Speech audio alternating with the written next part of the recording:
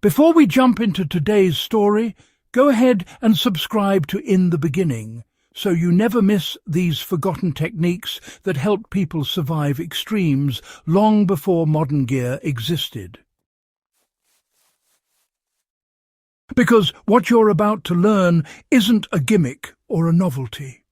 It's a tested solution from World War II that kept soldiers, medics and field engineers safe in conditions that would have shredded standard tents. For the first minute, just imagine a wind-swept hill in northern Europe during late winter, gusts hitting over 90 miles per hour and flimsy canvas shelters collapsing within seconds. Soldiers needed something stronger, faster and, well, smarter than conventional tents. They didn't have the luxury of windbreaks, tarps or prefab structures. What they did have was ingenuity and a simple staking method that turned ordinary poles and ropes into virtually storm-proof shelters. So, the principle behind the World War II stake trick begins with understanding the limitations of traditional tents. You see, canvas tents rely on tension and poles to maintain their shape. In high winds, that tension shifts unpredictably, poles bend, and the fabric slaps violently, weakening the anchor points. Even reinforced pegs can pull free if the wind hits at an angle, or, the soil is soft.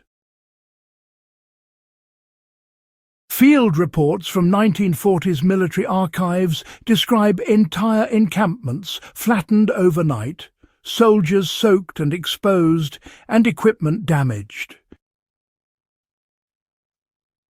The solution had to address not just vertical uplift, but lateral drag. This is where the staking technique comes in. Strategically angled, deeply driven stakes combined with cross-bracing transformed a simple tent into a resilient structure capable of withstanding hurricane-force gusts. The strength of the method lies in triangulation and load distribution. Instead of placing stakes perpendicular to the ground directly under corners, soldiers angled them outward at 45 degrees and used multiple ropes to connect them to the tent's corners and midpoint seams. Each rope created a line of tension that shared the load across several anchor points. When wind hit one side, the force wasn't concentrated at a single peg. It was distributed through the network of lines and stakes. The tent maintained its shape because each anchor reinforced the others. In modern terms, it's like turning a soft, bendable shelter into a geodesic framework without changing the canvas itself. For anyone camping in high-wind areas today, this method instantly increases stability without needing specialized poles or heavy-duty stakes. Another critical element is stake depth and material. World War II manuals emphasized long, sharpened wooden stakes or rebar driven deep into firm soil, often at least a foot underground. Soldiers learned to inspect the soil for soft spots and reinforce those areas by placing a second stake nearby and linking the ropes together. In sandy or loose ground, they would use a deadman anchor, burying a log horizontally and tying the rope over it, effectively creating a buried anchor that resists pull-out far better than a vertical stake alone.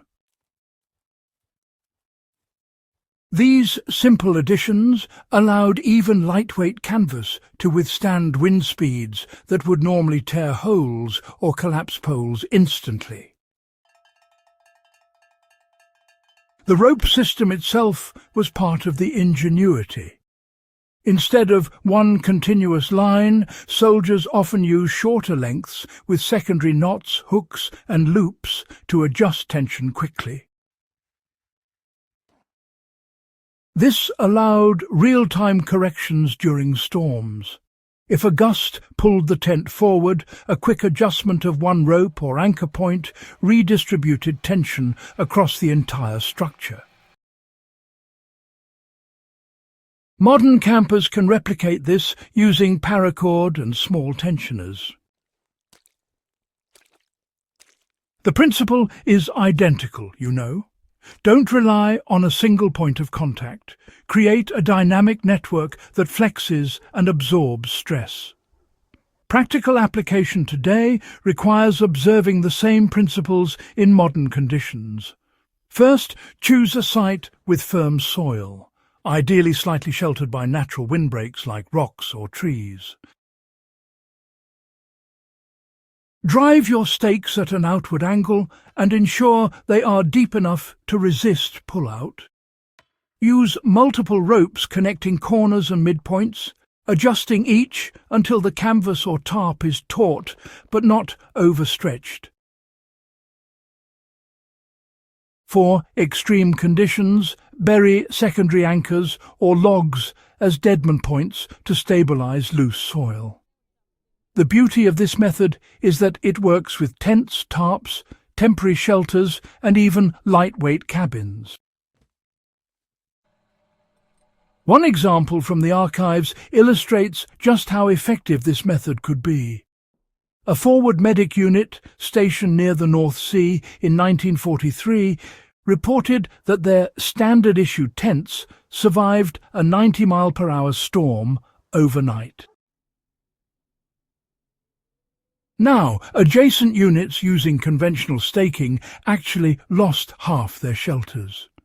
The difference wasn't new canvas or heavier poles, it was, in fact, the stake technique.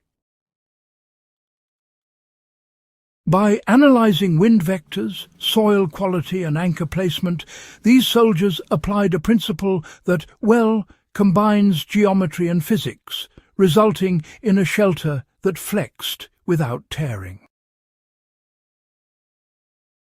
That same principle can be applied today for festival camping, mountaineering base camps, or survival scenarios where stormproofing is, absolutely critical.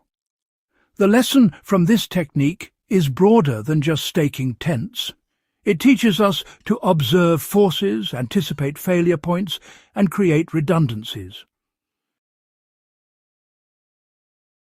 Every anchor, rope and tension line in the World War II method functioned together. Nothing acted alone. Survival often depends on simple, repeatable systems working in harmony rather than relying on one hero solution. For anyone interested in historical survival methods, engineering hacks, or low-tech resilience, studying these field-tested tricks gives you a tangible advantage. By learning from these archives and experimenting with your own applications, you not only gain practical skills, but also a connection to the ingenuity of soldiers who survived extreme conditions with limited resources. If you found this guide valuable, subscribe to In the Beginning and share it with fellow history and survival enthusiasts. Preserving these techniques ensures that the wisdom that kept people alive during one of the most intense periods in modern history isn't lost to time.